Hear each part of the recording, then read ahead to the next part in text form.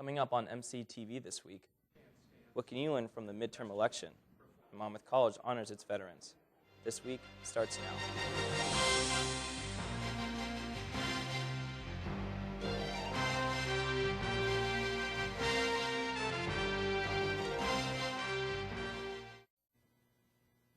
Good evening and welcome to MCTV. For Tori Philbin, I'm Alistair Ramsey. With the election wrapping up 2 weeks ago, last Wednesday, Monmouth College hosted their own post-election forum. Moderated by Professor Robin Johnston, the panel included Brad McMillan, Executive Director of the Institute for Principled Leadership and Public Service, Bernard Schoenberg, a political writer and columnist for the Springfield State Journal-Register, Ed Tibbetts, political reporter for the Quad City Times, and Chris Larimer, Associate Professor of the Political Science at the University of Northern Iowa. During this event, a variety of topics and issues were discussed, such as negative campaign ads, voter turnout, and which candidates served themselves best heading into the 2016 presidential election. The forum was sponsored by Security Saving Bank of Monmouth. Monmouth College honored veterans on Veterans Day with a special dedication. Veterans came together in the Center for Science and Business for the dedication of the Veterans Great Hall. William Trebek, a 1968 graduate of Monmouth College who served in Vietnam as a U.S. Army captain, gave the memorial as a gift to Monmouth College. Other veterans, including Trebek, gave speeches about their experience at Monmouth College in war and what the college meant to him. Well, certainly we're honoring the men and women from Monmouth College who have served in the military is the focal point of it. But as I said in my remarks, the characteristics that exemplify the best of military service also exemplify the best of Monmouth College. The cost for constructing the Veterans Memorial Hall cost $2 million, and it was just completed this year. Last Thursday, a fourth-generation farmer, Katie Pratt, spoke about her life in agriculture. Pratt talked about the current state of farmers and farm families, including governmental regulation, child labor, technology, and the future of farming. Well, I really hope that by talking about agriculture and farming that I'm able to answer a lot of the questions that people have about their food these days, because lots of questions are being asked. And so who better to talk to than the people who are doing the work in the fields and in the pastures. The event was sponsored by Monmouth's Triad of Excellence on Food Security. Who's got talent? Monmouth College does. Last Friday night, students got to show off their talents at Dahl Chapel for ASAP's annual talent show. Performance included singing, playing a variety of instruments, poetry, dancing, and voice impressions. MCs Cole Downey and Johnny Williams also interacted with the audience in a competition for the best major. Ultimately, a business major won the game right before the announcement of the winners of the talent show. In third place was Mariella Shaker for her violin performance. In second place was the Black Poet for his poetry segment. And in first place was Jamar Jones for singing Forget You by CeeLo Green. Afterwards, he told us about his experience in the show.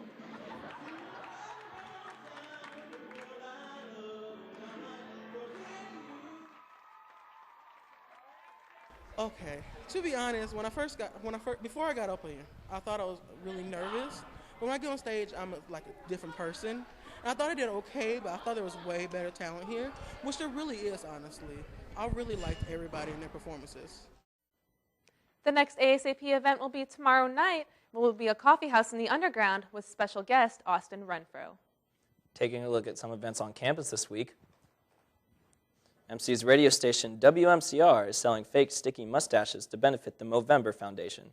Get yours for 50 cents or 3 for $1. WMCR will be selling them in Stockdale all week long. ASAP Coffee House hosts special guest Austin Renfro Thursday night at 9 in the Underground. And professional yoga instructor Betsy Rippentrop will be on campus this weekend. You can come to her class on Friday at 5:30 p.m. in the Highlander Room. Students can also attend her workshop on Sunday at 1 p.m. in the Highlander Room. Coming up next in sports, it's championship week as Scots will host Carroll in the cold and the snow. Highlights next.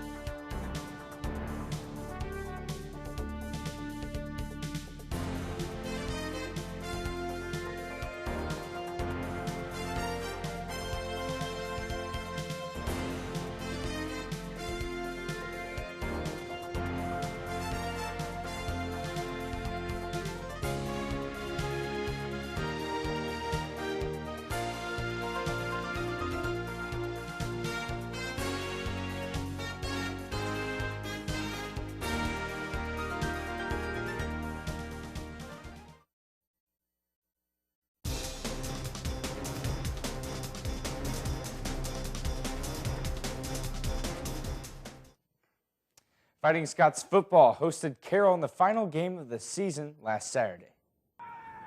Fighting Scots came out strong in the first drive of the game with a deep fade pass to Ron Willis for the touchdown in the first quarter. Scots go up 7-0.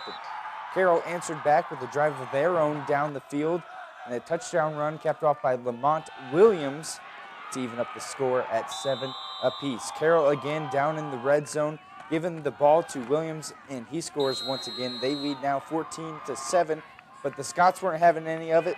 They scored again on a pass to Kenny Lee, making it a 14-14 ball game. And after a quick touchdown, Scots in the third quarter scored now 21-14. Jimmy Flynn took the pass from Alec Dutko for a touchdown. Scots would add another field goal and a touchdown to make the final score 38-14. And with the snow falling in the final minutes, seniors were put into the game to take the final snaps of the season.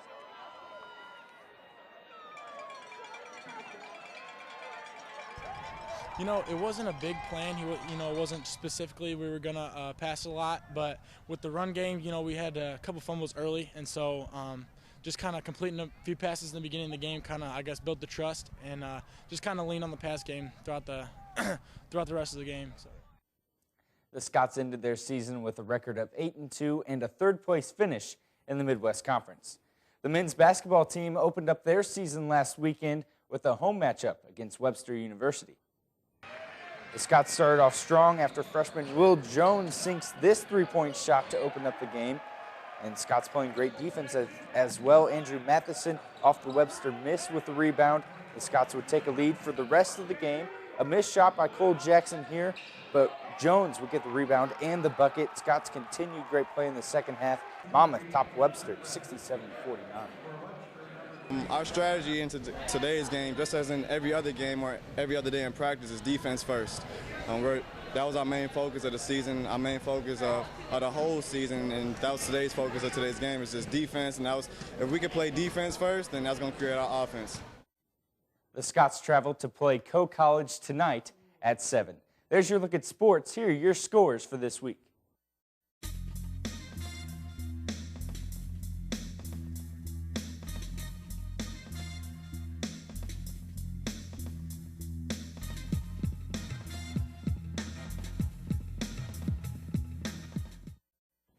That's it for MCTV this week. I'm David Beidel. And I'm Alistair Ramsey. Make sure to tune in 2 weeks from now for the final episode of MCTV for the semester.